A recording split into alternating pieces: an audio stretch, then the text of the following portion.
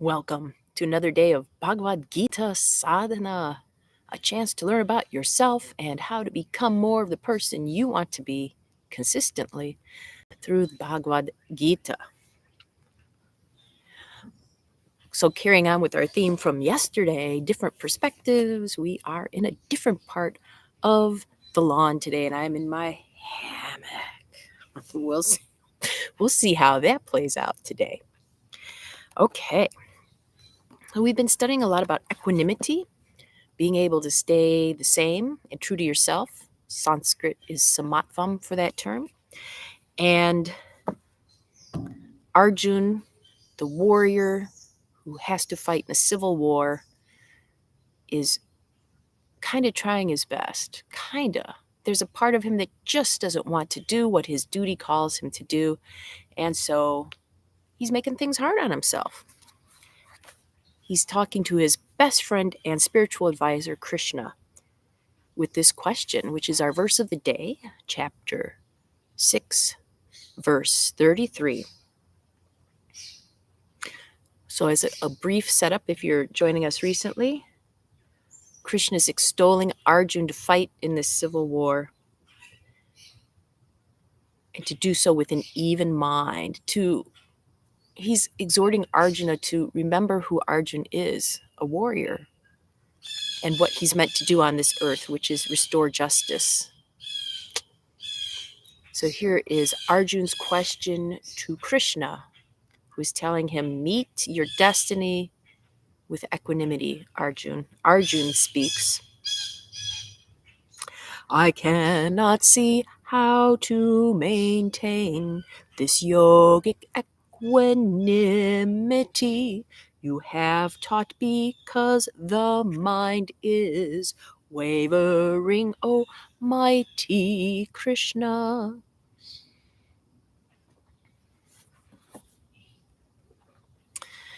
So Arjun has trouble. His spiritual advisor gives him a solution, and then he's like, I don't think I can do that solution, which happens so much on the spiritual path. I mean, when you look at the tenets of so many spiritual teachings, it's like, surrender to the will of the divine.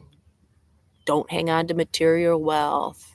Da-da-da-da. We all go, yes, what a great idea. Oh, love unconditionally. We all go, what a great idea. And then we're like, I can't do it. Oh, well, I guess I'll do something else with my time, right? And that's what Arjun wants to do. He's told Krishna he just wants to go sit in a cave and meditate. And Krishna says, well, if you're really yourself, then even while you're in a cave meditating, you're going to be thinking warrior thoughts. And what happens in the mind, according to this particular chapter, is just as important as what happens in the material world. All material action starts in the mind. So if you think that by sitting somewhere and not acting out on your tendencies while you're thinking about them is the answer, then Arjun, you are sorely mistaken. And this happens for so many of us. Especially those on the spiritual path, we know these tenets, a challenge faces us and we go, I can't do it.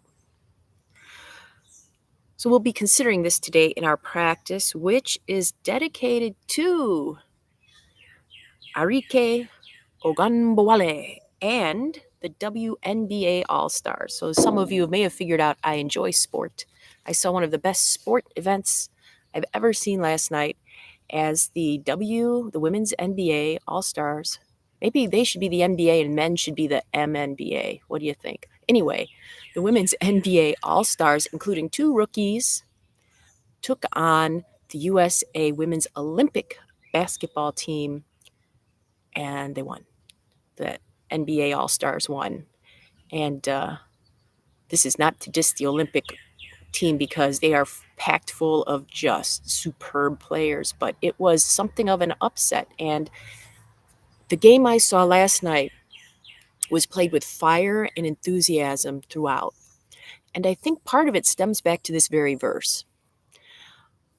These women playing basketball were probably told growing up, because WNBA is, when I was growing up, was not even a thing. You won't be able to do it. That's a men's thing. Stop it. Do something more womanly. Do something better with your life. that will bring you a sure income and get you a man and a family. I can just imagine that at least one of the players heard that. And their destiny, obviously, as it's played out, was to be on the court last night. So how many of them heard these and had to go, I have to be true to myself? The world around us is begging us not to be true to ourselves, to be true to others' ideas, projections, and dreams. Hard part of the spiritual path. Can you be yourself? Can you? Another thing those women demonstrated last night is there's often a misperception in the general world that women cannot be both sexy and dangerous. And those women last night showed both. So I applaud them for getting through all this, not only external doubt, but the internal doubt they must have had to face. And we can learn a lot from them and from everything in this world. So, shall we practice? I'll do my balance pose in my hammock today. All right, balance pose for the mind, steadying it.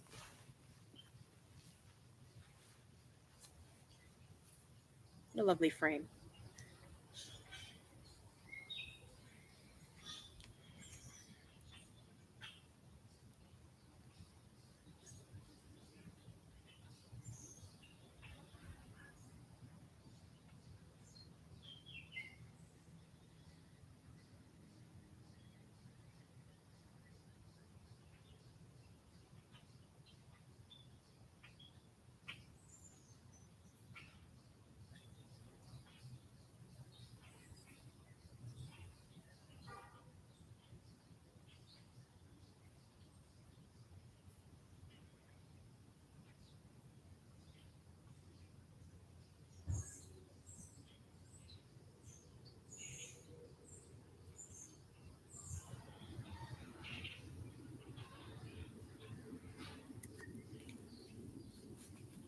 Switch sides.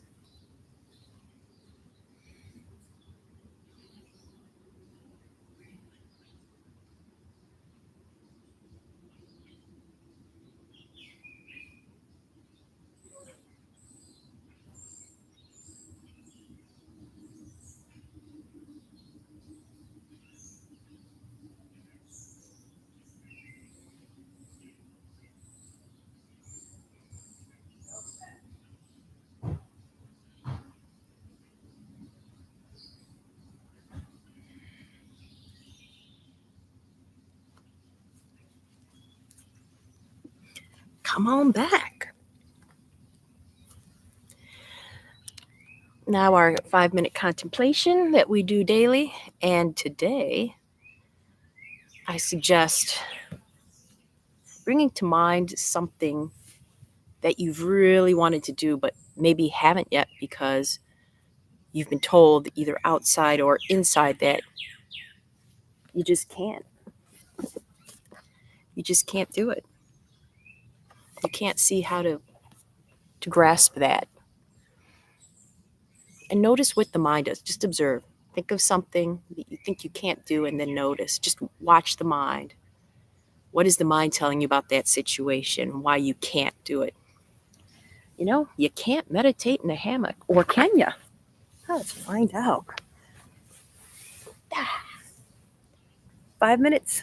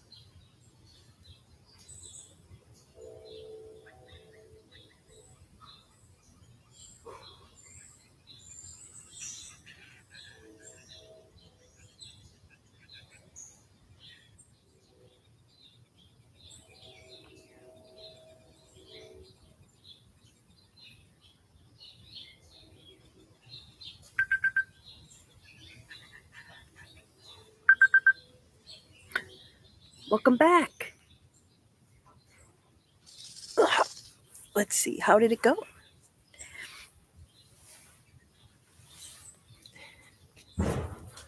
So for me, it was interesting because I was contemplating, the spiritual path is hard. Excuse me. And one of my own obstacles that came up is I can't be more spiritual, or I can't succeed on the spiritual path. One thing that came up in my mind was just watching my mind is being brought up in the Vatican-led Catholic religion. Women couldn't be spiritual. Women aren't spiritual. How deeply embedded is that? And then another thing is I'd love to do more spiritual practice, but I don't have time. I can't find time. There's another thing that comes up in the mind. So if you noticed any can'ts that came up that you'd like to share, I'd love to hear about them in the comments. Remember, if you'd ever like to share more time together, so a limited summer schedule of new classes is coming up next week, and you are most welcome to join me live online or by recording anytime for deeper looks into some of these very topics, like finding your truth. That's going to be a big topic in these classes. So it's been a delight. I hope that you start listening to the inner voice that says I can instead of I can't. And if you're still not sure, how do I start jump-starting myself? We'll find out what Krishna has to say tomorrow. So until then, whoops, momentum. Bye-bye. Come on.